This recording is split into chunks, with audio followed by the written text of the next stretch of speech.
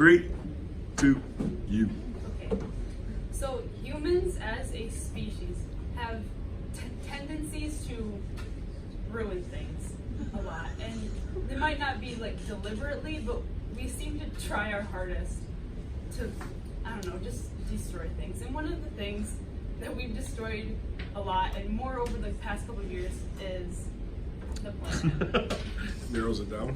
And I don't know, last year there was a time period where I was like scrolling through Netflix or whatever, and I found a whole bunch of documentaries about like just how like plants and animals and how we're affecting them, and it just kind of made me realize how much we actually are hurting the planet and what we can be doing to try to save it. So one thing that we are destroying a lot of is the oceans, and we're polluting the ocean at a really, really fast rate, and it's only just increasing.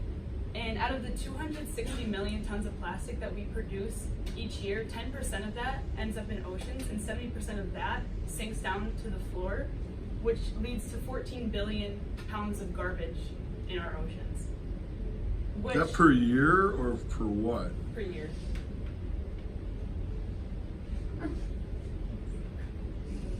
And that leads to 100 million marine animals are dying each year because of it.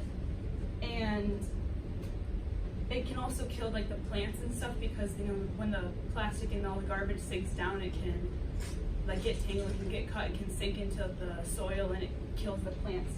And another big thing is oil spills, that it can kill like the coral reefs and the plants, and it can destroy the insulating ability on the mammals, which means they can't keep themselves warm and they die of hypothermia.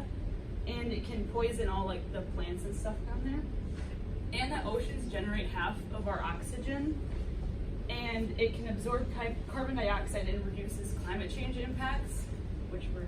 And another thing that we're destroying is animals.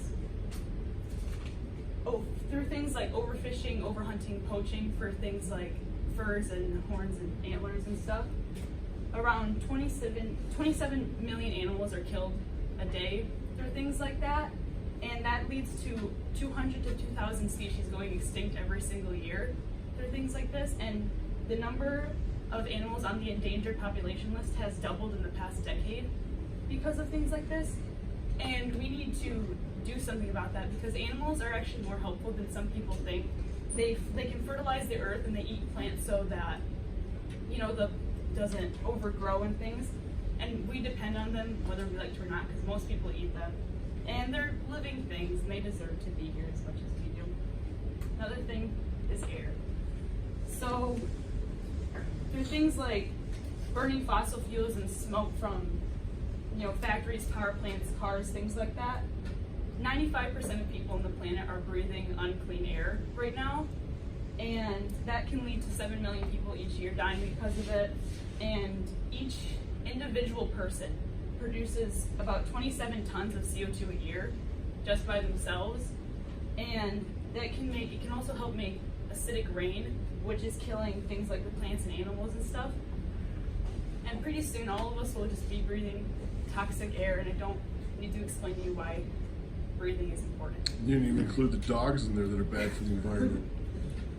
And then lastly is plants, nature, trees, things like that. So these pictures are gorgeous, some of these that you have. So to make ways for things like farmland or buildings, rainforests can be cut down for like rubber plantations and cattle grazing, things like that. We cut down 3.5 to 7 billion trees a year, and in about less than 100 years, it's predicted that rainforests could be completely gone, because we're, you know, cutting them down at such a high rate, and it can lead to the loss of environment for 80% of animals and plants, because 80% of them live in rainforests and forests and things. Lorax is crying.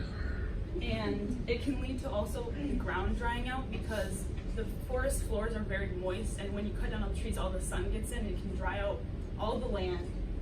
And it can, since trees help produce or return water vapor to the air, it can prevent that, which can lead to droughts and things like that. And trees like move greenhouse gases, So without them, all the greenhouse gases are entering the atmosphere and it's giving us less clean air. So if we don't do anything, we can have no trees, no animals, polluted oceans, poisonous air, things like that, and we won't be able to live on the planet anymore.